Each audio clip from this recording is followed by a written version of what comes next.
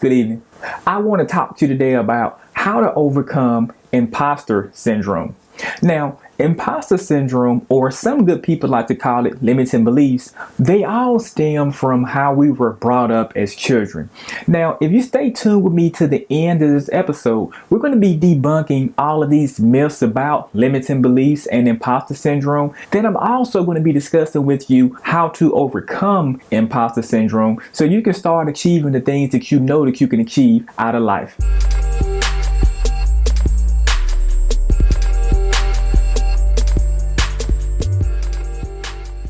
When we're talking about imposter syndrome, it's going to be three key things that we need to do to debunk and eliminate imposter syndromes from our brain. The first thing that we have to do, we have to know how we got to that point. The second thing that we need to do is we need to change our mindset. The third thing that we need to do is we need to take action now. Now that we've discovered the three key factors of imposter syndrome, let's get into the very first one, and that's going to be know how you got to that point. Now, before I proceed any further in this episode here, I want to give a small warning. This episode may offend you if you are the type of person who is not ready to break out of your limiting beliefs that you've been taught your whole life. But if you're that person who's ready to conquer and fly high in life, this episode is going to be exactly what you need. Knowing how you got there is going to be very imperative. So I have to give you a quick background history story on more than likely how you got to that point of having limiting beliefs. When you were a child, you more than likely heard your parents, friends, or close associates tell you things that may have happened to them or somebody else who they may know. For example, let's just say if you grew up and you kept hearing the phrase, if you're a young kid, 24 and 25, and you have a Maserati or a Lamborghini, you have to be selling cocaine. You have to have robbed somebody. See, some of us were raised up in that environment like that, in that limited mindset environment where if you see somebody younger with something that you actually wish that you had, a lot of people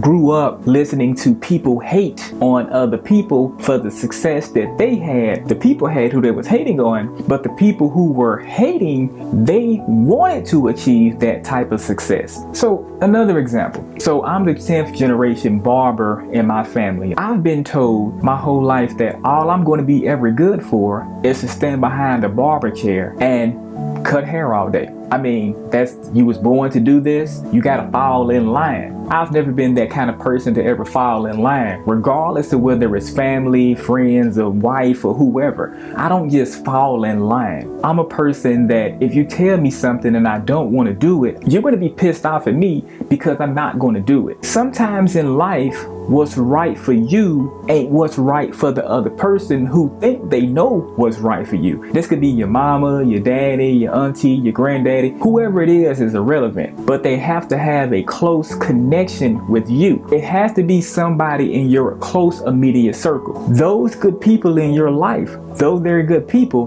they also suffer more than likely from a limiting belief system. What they do is they'll try to convince you that you can't do certain things in life because they wasn't able to do it. We've now discovered how you got to that limiting belief point. Now it's time to discuss mindset, because mindset is imperative if you want to conquer past any kind of limiting belief that has been instilled into you since childhood. You're not a child anymore. You're married, you have 2 children, you work at a nice job, you get in the 401k, but you know you can do more in life. You know you can do better. The best way to change your mindset is going to be, once you wake up, you have to do these things here. You have to meditate. You have to get your mind together. If you don't have your mind together, how can you help somebody else? How can you help the customers at your job if you don't have your mind together? What I recommend to meditate once you first wake up in the morning. If you have to take a extra hour off of your sleep, wake up earlier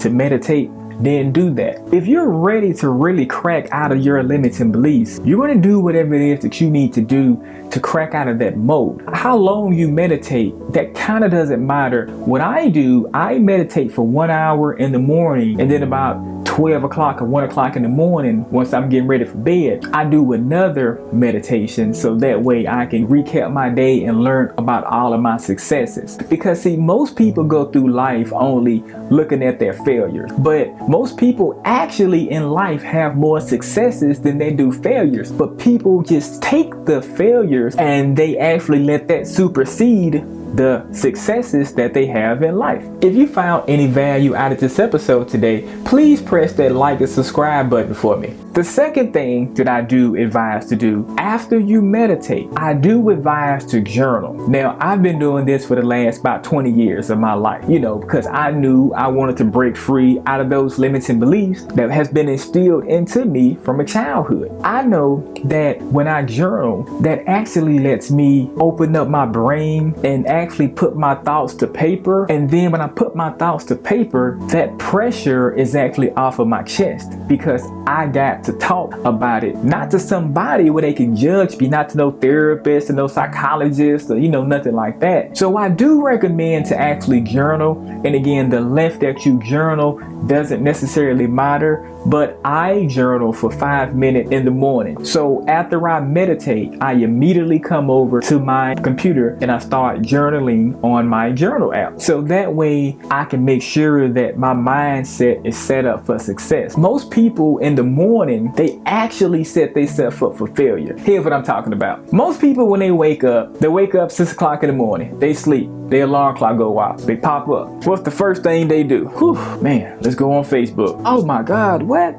My cousin got a divorce? I knew he was cheating. The person hadn't even been awake 35 seconds yet. Once they arrive at work, what winds up happening is that negative energy that you possess now, because you woke up, realized your cousin got a divorce, you woke up, he cheated on her, now you think that your spouse is cheating on you because you woke up and looked at some negativity. Most people in the morning time, they set themselves up for failure. And that's why I gave you the warning before the episode. This was some heat. This is real life here. And this is here to help you if you want to break out of this limiting belief. That's why I'm advising when you wake up in the morning, please meditate first. Make sure to cut your phone on Do Not Disturb because you don't need to see what's going on your phone in the morning time, because 99.9% sure it's going to be some negativity that's going to be on your phone. Ain't nobody going to call your phone and say, hey man, I just gave you $1 million. That's highly unlikely. If you're ready to take your journey of mindset mastery to the next level and dive even deeper into mindfulness and also meditation, well, I've got a fantastic resource just for you. Inside, you're going to find step-by-step instructions, valuable insights, and also practical exercises to help you enhance your mindset and bring more positive changes to your life. Whether you're looking to conquer challenges, unleash your potential, or simply find more peace and balance throughout your daily life, this guide is the roadmap to success. To get your hands on this exclusive resource, all you need to do is click the link below in the description. Now that we've discussed the first 2 steps of getting past limiting beliefs, the next thing that we need to do, we need to talk about taking action. In the story thus far, we've already grew up learning about these limiting beliefs. Then we start talking about having that correct mindset. Now you're 38, you've been married about 15 years now, your kid is kind of getting a little bit older. Now you want to start talking about building legacies and things like that. That way you can leave your children something. Now, you got a good job. You've been at the job,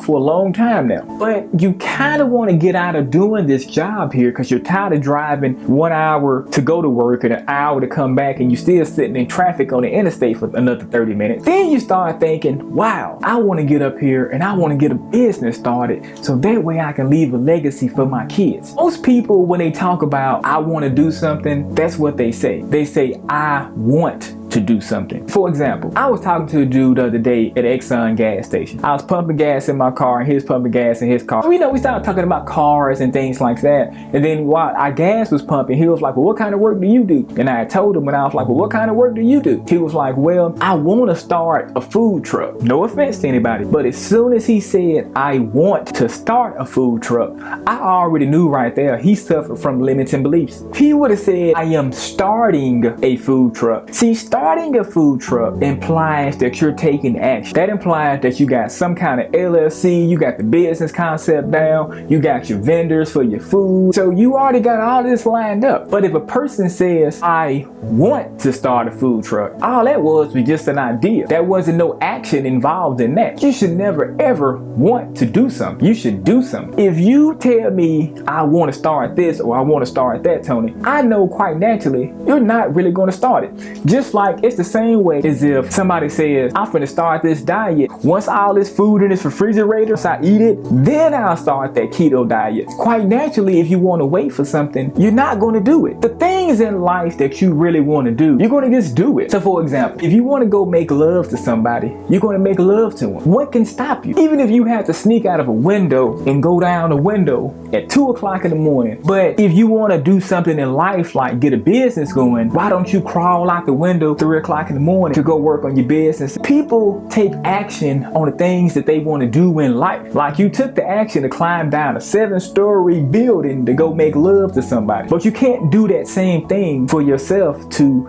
crack out of this limited belief mindset. In life, you can buy everything. You can buy another heart, another lung, another liver, but one thing you can't buy time back. So that's why you have to always take massive amounts of action in doing what it is that you need to do, that you know you need to do each and every day in life, so you can break out of this hypnotic vacuum that you've been groomed to be in. It's time to wake up and achieve massive things in your life. And that about wraps it up for today's episode. Until next time, I'll catch you later.